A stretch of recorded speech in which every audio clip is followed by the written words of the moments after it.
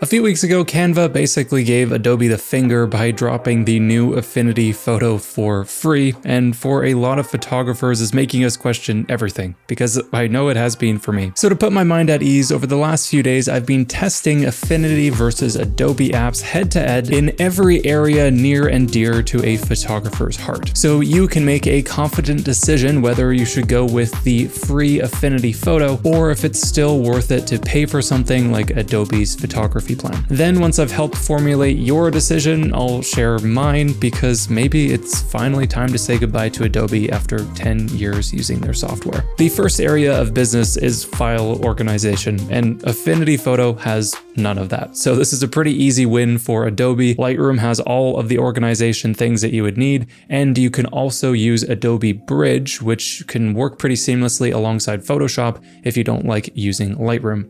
Now you can use Adobe Bridge for free, so technically you could use that alongside Affinity Photo, but because you don't have Camera Raw in Adobe Bridge without a subscription to Adobe, I feel like Adobe Bridge loses some of its magic there. So if file organization matters to you, then Affinity is going to be a bit of a pain in the butt. But if we can overlook that starting point, we can then start thinking about editing our photos. When you first bring a photo into Affinity Photo, such as a raw file, it's going to bring you into the Develop module or the Develop tab, and it looks a lot like Camera Raw, or it has a lot of the similar adjustments in that sense. Here we have some of our basic adjustments for exposure and contrast and white balance and all of those things. We can even do a little bit of noise reduction and sharpening, as well as we have some basic masking features for selective adjustments. The only selective adjustments that we can make within the Develop module though is a basic brush mask or a basic gradient mask. Comparing this directly to Camera Raw, which is kind of similar, we have all of those same kinds of adjustments. In my opinion, it's laid out a little bit more clearly because it just has the drop down panels, and we don't have to enable something to be checked on as we do in Affinity. And for the masking, we have a lot more tools to choose from, including some of the AI masking features. We can choose the landscapes, we can select objects, and we have all of the other typical adjustments. So in terms of the base edits that we can create straight out of the gate, Camera Raw is definitely a little bit more useful. Lightroom would also be similar to this. So if these extra masking features are important to you, then maybe Camera Raw would be more worthwhile. But Affinity Photo still gives you all of the basics that you would need, and for most people it's more than enough. Now outside of basic adjustments, we have denoising, which is really important to a lot of us photographers, because if you shoot wildlife and you're using a high ISO, or you're shooting in low light like this particular photo was taken in, there's going to be a lot of grain in that image. Now inside of Adobe apps, there's some amazing adjustments that will just automatically denoise your photo, and it kind of rebuilds details in a way. Inside of Affinity Photo, there is not really that level of precision, but there are some settings that we can use. So outside of the Develop module, we can denoise a photo by going to Pixel and then New Live Filter Layer, and then noise and denoise. That's a lot of menu paths. But anyways, once we're in here, we have all of our typical sliders for luminance denoising. We can do color denoising as well, and you can play around with these, but in my experience, I had a very hard time to create a similar result as I was able to get in Adobe with just one click. Let's hop over there to see what I mean. Inside of Lightroom, down in the details panel, there's this one little button called denoise, and we just enable that. It'll run a little process for you, and it will take away all of the noise in your photo. But zooming into this image, although it may not be perfect, sure, there's some details that are lost, I would say this is an amazing result. So that was the before, and this is the after. All I had to do was literally check this box, the rest is done. I didn't even touch the amount slider at all. So if we compare this to the Affinity Photo, where we have to do a lot of manual refinements, and I'm not even convinced that I would ever be able to match the denoising ability that we were able to do inside of Photoshop, it makes it very clear that the Adobe apps are a lot easier to use for denoising. So if you have other apps such as like Topaz Labs where you can help to denoise your photos, that that would be a worthy option, but that still does cost money outside of the free Affinity program. Next up, we have panoramas, and although Lightroom, Photoshop, and Affinity Photo can create panoramas, there were some discrepancies in terms of the results as well as how easy it was to do. Now in Photoshop, there's some more steps, so I'm going to compare Affinity versus Lightroom in terms of panoramic creation. In Affinity, we just go to File, New Image Process, and Panorama, and then we can load in the files that we want to create our panorama from. It does its thing, it spits out a panorama, we click OK, and then we'll have our final image. Now it didn't automatically crop. We could grab the crop tool and just bring this in pretty easily and make those adjustments, but I'll just leave that as is for now. Because where the important part comes in is when we zoom into the photo, how well did it connect all of the pieces from our panorama? So if I look over particularly on these cliff edges, you can see a ton of ghosting here. So this can happen if the shots aren't perfectly aligned or if tripod moves just a little bit between the different photos. And so the photo editing programs will try to align the perspectives and distort some of the frames so that everything aligns as best as it can. But if it doesn't do a good job, what you end up with is this kind of mess here where it looks really blurry and kind of like shifted almost. But if we compare this to Lightroom, let's see the result. In Lightroom, we have a few more options for how our panorama is put together, including auto crop, which is pretty useful. Maybe it's in Affinity Photo, I'm just not sure where it is. You can let me know where it is if you know the answer to that one. There is also the auto settings that can be useful, but clicking on merge, let's take a closer look at the details of this photo. Keeping in mind that this was auto edited, so it does have a bit of different colors and exposure and stuff like that.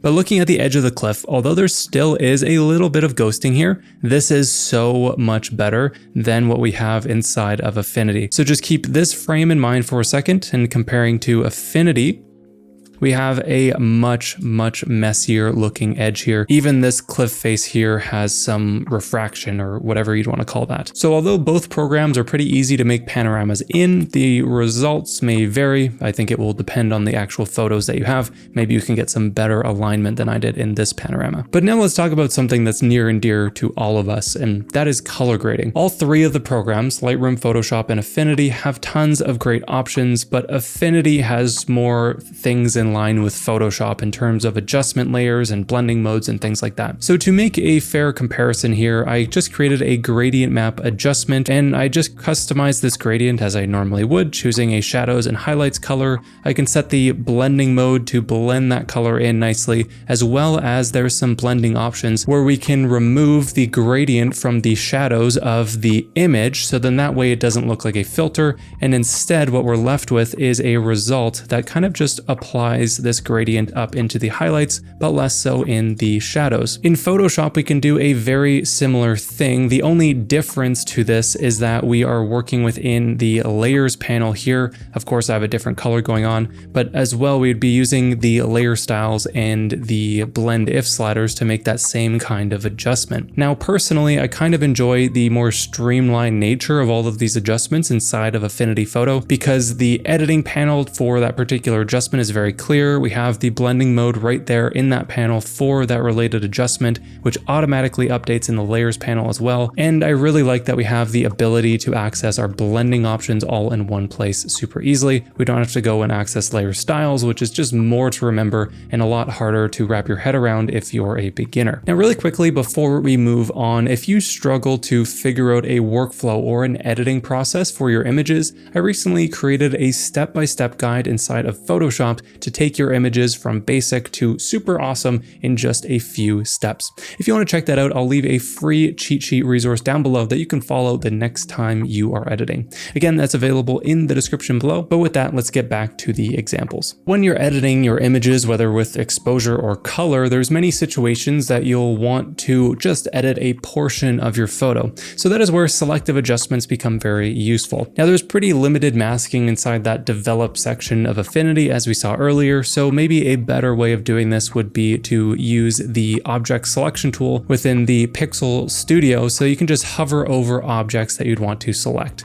We could also go and click and drag around something like so. That highlight represents what we would select. This would create our selection once it loads, and from there we could add our adjustment layer of choice. Let's say we want to add curves, for example. Now we can just edit that one area within the selection. So pretty straightforward and easy to do inside of Affinity. Now Photoshop has basically the exact same kinds of adjustments within the object selection tool, and similar to Affinity, we can just click and drag out to select an area. The selection is going to be a bit different. In this case, it's also selecting some of the branch, but both programs have some hit and miss results depending on what you are selecting. Lightroom also has another version of this with the object selection masking brush, which can be pretty useful. So kind of all three are generally easy to select something and then add an adjustment to. But if you're trying to select something to remove the background, that is where we start to see some differences.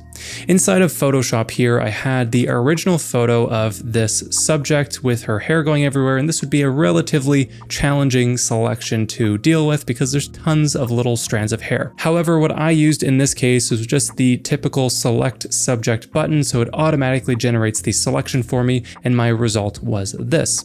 So obviously there is some fringing left over, and around her chin doesn't look necessarily perfect, but it's not bad considering it was done automatically. Now inside of Affinity, we have a similar option. Just like before, I was using the object selection tool. There are a couple of other options that we can choose from, but the object selection tool seems to be the best for overall selections that I've seen in Affinity so far. And so after selecting the subject, removing the background, there is definitely less fringing than what we had inside of Photoshop, but the chin does not look as good. One thing I will mention though is that to get to this result, I did have to do some additional refinements. So if I were to start from scratch with creating this selection, I would create that general selection by dragging around it.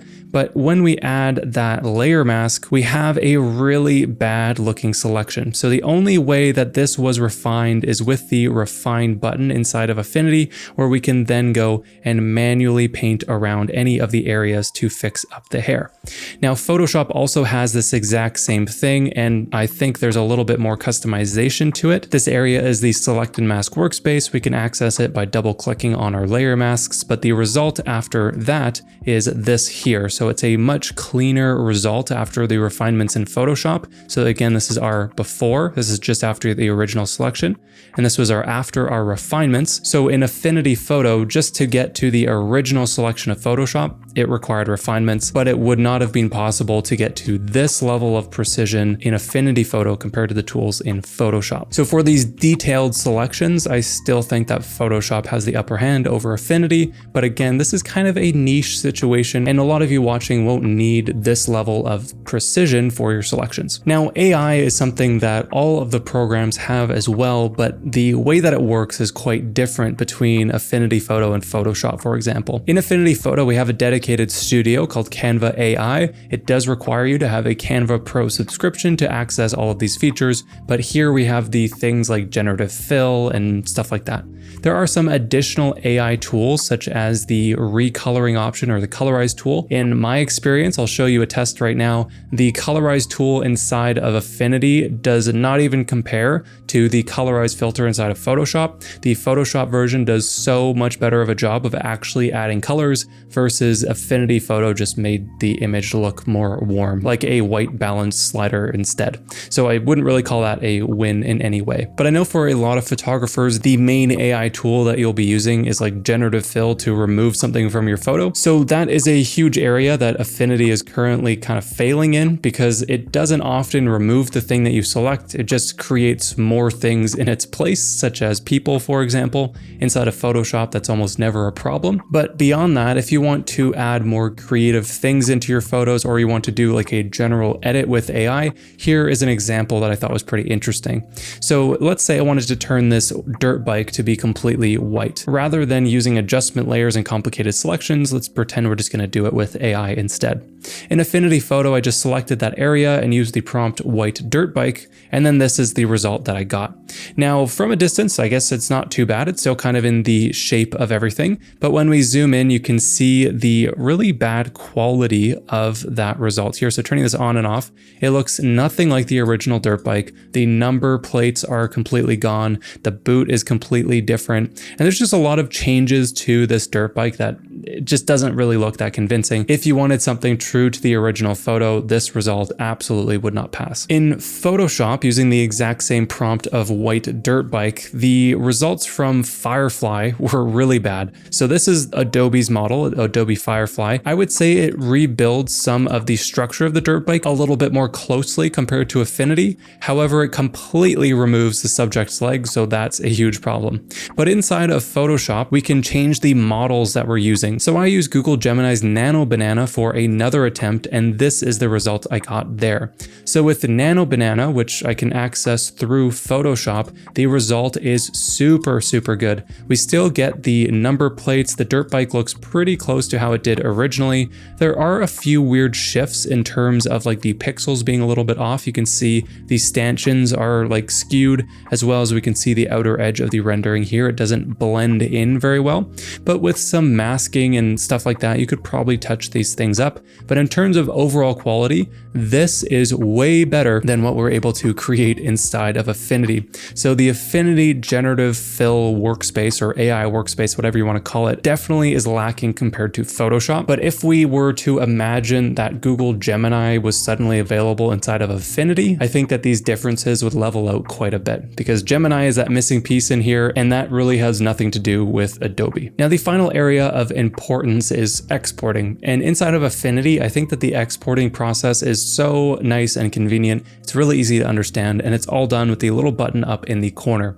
So if we click on the drop down arrow, we can choose between our typical file formats that you would like. You can change the width and height and all of those kinds of things. It's easy to find all of the information that you need if you need to change very specific settings, and I personally found this very seamless to understand and use. And if you're a beginner, I think you would figure your way around this pretty easily. If we compare this to Photoshop, there are so many different export options that we can use. There is save as, there's save a copy, there is export as, there is quick export, there is save for web. So there's just so many different options, and it can quickly become very confusing, especially if you're a beginner. Lightroom, of course, is much easier than that. I would say it's more in line with Affinity in terms of the simplicity for exporting, but overall, I think that Affinity has a really nice exporting process that's easy to understand, especially if you're new to these kinds of programs. Now, I know that all of this is like a fire hose of information coming at you, so I like to think of this as like a continuum between different levels of photographers. If we have beginners on one side and like pros on the other, I would say that Affinity fits somewhere between the beginner to the semi-pro level. All of the things that you would want as like a true pro that wants the absolute best of everything, you're kind of missing that inside of Affinity, but you still get the majority of options that you would want. And for anyone who's just getting started or is just a casual hobbyist, Affinity is going to do a lot of the work for you, and you probably won't even notice what it's missing. Now, personally, after doing all of these tests over the last few days, I think it's just solidified for me that I personally skew towards Photoshop and Lightroom as being the more worthwhile tools for my work. However, I do think that Affinity still has a place for people, especially if you're just a casual person or you don't care about having the best of all the latest tools. If you don't have either of the programs right now, what I would suggest doing is just downloading Affinity because it's totally free, and then you can kind of see where you may or may not feel limited, and then maybe try the photography plan after that and see if it fixes those problems. Ultimately, it's going to take some trial and error on your part to see what works for you with your preferences and your photos and all that kind of stuff. So since you made it this far in the video, I'd love to know what you thought of all of these different comparisons. Where do you think I was maybe unfair? Where do you think was reasonable? What other parts did I miss that you think I should have talked about? I'd love to strike up a respectful dialogue down below so we can all share our opinions and hopefully make this a bit more of an interesting conversation rather than just my opinion.